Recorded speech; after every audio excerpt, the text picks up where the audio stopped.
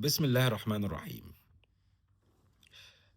قررت في الفترة الجاية إن شاء الله إن أنا أشارك معاكم تدبُّر القرآن، التدبُّر الخاص اللي أنا باتدبّره للقرآن.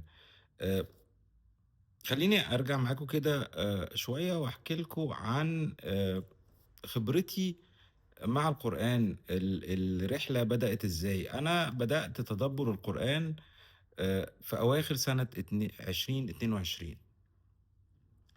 آآ في الوقت ده أنا اتعلّمت الطريقة اللي أنا أقدر أتدبّر بيها القرآن، ومن ساعتها الحمد لله رب العالمين، يعني إحنا بنتكلّم لغاية دلوقتي أنا بقى لي سنتين وشوية داخل على 3 سنين أهو. آآ شِبه يوميًا أنا باتدبّر القرآن، وده الحمد لله بفضل من ربنا.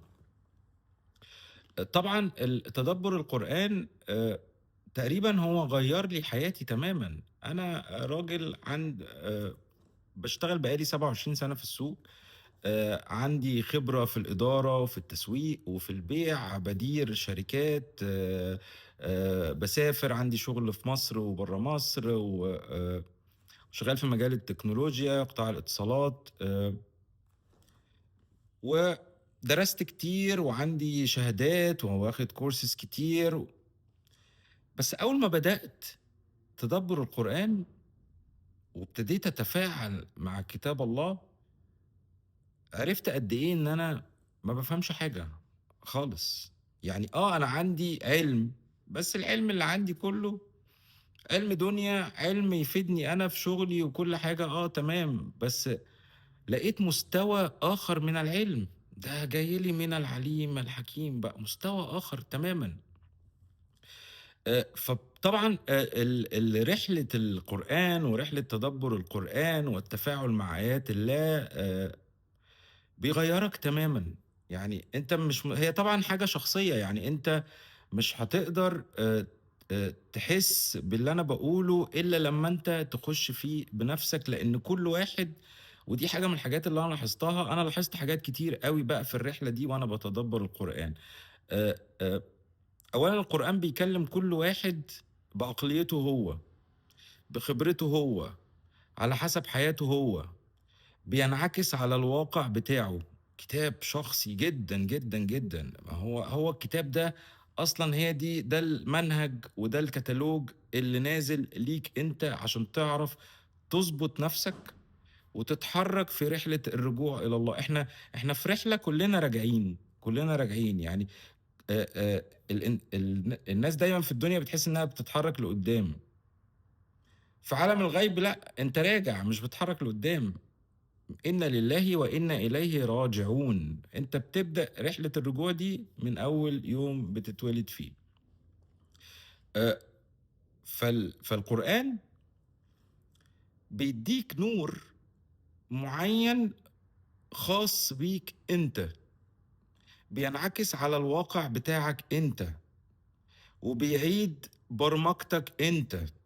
آآ هي فكرة برضه الإنسان إنه يقعد قدّام كلام الله، هي النَفْس هي اللي بتقعد، القلب هو اللي بيقعد، العقل هو اللي بيقعد قدّام كتاب الله. فتخيّل الكلام ده مدى تأثيره على ما خلق الله جواك. ما النَفْس خلّي بالك، النَفْس دي في عالم الغيب. هي النَفْس دي أنت بتشوفها؟ أنت ما بتشوفهاش، أنت سامع النَفْس، سامع الصوت الداخلي، لكن أنت ما بتشوفش النَفْس، بس أنت عارف إن أنت عندك نَفْس وبتسمع الصوت بتاعها. النَفْس فين؟ النَفْس في عالم الغيب. زي حاجات كتير أوي ربنا خلقها في عالم الغيب أنت المفروض تبقى مؤمن بيها. اللي بيحتك بعالم الغيب هو النَفْس، هي النَفْس اللي بتحتك بعالم الغيب. آآ ففي ملاحظات كتير أوي أنا شُفتها في الرحلة دي، حسّيت طبعًا إن هي لأ، فرقت معايا تمامًا. أولًا آآ في تغيير بيحصل في النَفْس، تغيير مباشر، لإن أنت بتعمل زي إعادة برمجة داخلية لما يحدث بداخلك. في حاجات بتحصل جواك من التفاعل اليومي بتاعك في الدنيا، احتكاكك مع البشر، في شغلك، مع أسرتك، مع أصحابك، الفيديوز اللي بتشوفها على الموبايل، التلفزيون، حاجات كتير أوي بتأثّر عليك من الدنيا. لمّا بتقعد قدّام القرآن بتحس إن أنت عملت عملية تطهير تام للنفس، لإن بيحصل إن الصوت الداخلي اللي جواك بيبدأ واحدة، واحدة يختلف، لإنه بيُشبّع من آيات الله. فتخيل أنت الفكرة اللي عندك جاية لك من الدنيا بتبقى دايمًا منغّصة وكده، الفكرة دي بتتبدل بآية. القرآن عنده القدرة إن هو يخُش في قلبك، ولو الآية اترسّخت في قلبك بتصبح صوت داخلي جواك، خصوصًا لو أنت خدت الآية دي طبّقتها. هي فكرة التدبُّر إيه؟ إن أنا باتفاعل مع القرآن، باتعقّل القرآن وأتفكّر فيه، وبعدين باطلّع مشاعر ناحية الحاجات اللي أنا قريتها، الآيات اللي أنا قريتها دي، وبعدين أبدأ آخُد التوجيه الإلهي بقى. يعني ربنا يقول لي: وإذا حُييتم بتحيةٍ فحيوا بأحسن منها أو ردوها. خدت الآية دي ونزلت بيها الدنيا وابتديت أعمل تحية، ابتديت أسلِّم على الناس، ابتديت أسلِّم على الناس وباردِّد الآية دي في قلبي وأنا باسلِّم عليهم. آآ ده دي عملية تربية بقى، أنت بتربّي نَفْسك بكلام ربنا، دي حاجة بينك وبين نَفْسك، بس بتتحرّك بيها في الدنيا. أنت متخيل دي عبادة، أنت بتعبد أهو، أنت خدت آية سهلة جدًا، بسيطة جدًا، وإذا حُييتم بتحيةٍ فحيوا بأحسن منها أو ردوها، فتبدأ تعمل كده مع الناس وأنت الآية دي جواك. طبعًا آآ بتبدأ عملية التزكية بقى. بتبدأ عملية تطهير داخلي للنفس، وبتبدِّل الأفكار الداخلية بآيات. أنت متخيّل معجزة، أنت بتبدِّل الأفكار اللي ما لهاش أي معنى اللي جاية من الدنيا دي، ما لهاش أي معنى. هو طبعًا القرآن بيصغّر الدنيا أوي، فبتبدأ تبُص لها بعد كده اللي هو يعني إيه ده؟ ده عالم تاني بقى، القرآن عالم تاني، فبيخلّيها صغيّرة أوي بالنسبة لك، فأنت بتتعامل من منطقة مختلفة تمامًا. حاجة من الحاجات التانية اللي أنت بت بت بتح بتحسّها في القرآن وأنت بتتفاعل معاه، العُمق بقى. عارف لمّا تروح بتشوف بحر وأنت واقف على الشط كده وعلى الرملة بتقول سبحان الله إيه الجمال ده، إيه البحر الحلو ده، صح؟ لمّا بتنزل المَيّة بتقول لأ، ده المَيّة إحساسها جميل. يعني الإحساس أنت كده طلعت level أعلى، مستوى أعلى بقى، أنت دلوقتي دخلت جوّه المَيّة، أوكي، فالمَيّة إحساسها حلو، البحر جميل، الموج وهو جاي عليك مع لون المَيّة وأنت قاعد في المَيّة.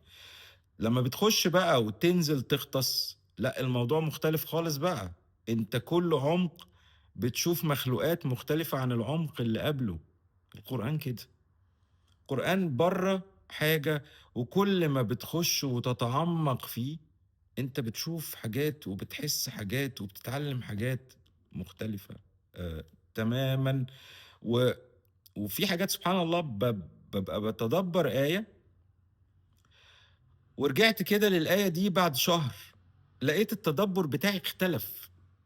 هو ربنا آآ كلامه ما ينفعش أنت تحيط بيه، يعني ما ينفعش. الكلمة الواحدة واسعة أوي، يعني ما ينفعش هو ده مراد الله فقط، لأ طبعًا، لأ الموضوع أكبر من كده بكتير، ده ربنا بيشبّهه بالبحر، كلمات ربنا بالبحر، ولو البحر خلص وجِبت بحر تاني، كلمات ربنا ما بتخلصش.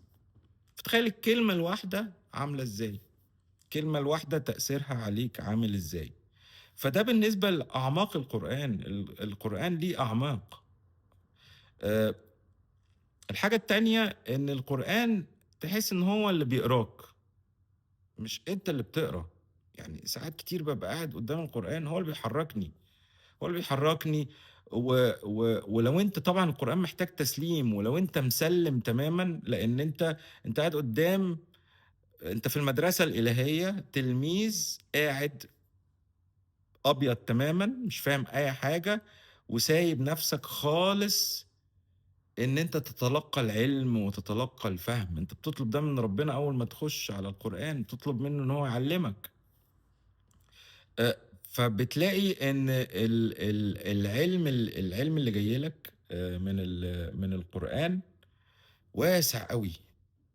آآ فدي حاجة من الحاجات المؤثّرة جدًا في القرآن. القرآن بيخُش في القلب مباشرةً. يعني فكرة إن أنت لمّا بتبقى داخل عليه وأنت مسلِّم أمرك تمامًا، سايب إيدك كده لربنا هو يعلّمك، الإحساس القلبي بيبقى مختلف تمامًا، تحس إن بيحصل فيه عملية غسيل للقلب، عملية تطهير.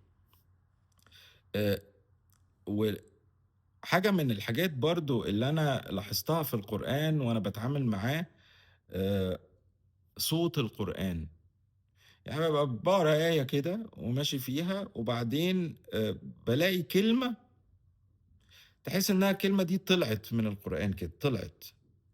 يعني مرّة كنت باتدبّر وأنا باقرا فلقيت كلمة درجات، قريت الكلمة درجات ورُحت مكمّل، لقيت صوت بيقول لي ارجع لدرجات تاني، رجعت، تدبّر درجات، أنا كنت باتدبّر في سورة، كنت باتدبّر في سورة البقرة. آآ وخرجت من سورة البقرة، قعدت 10 أيام باتدبّر في درجات مش بمزاجك. أنت في حاجات بقى أنت لو سايب نَفْسك أنت مش بمزاجك، أنت جالك أمر تدبّر درجات دلوقتي.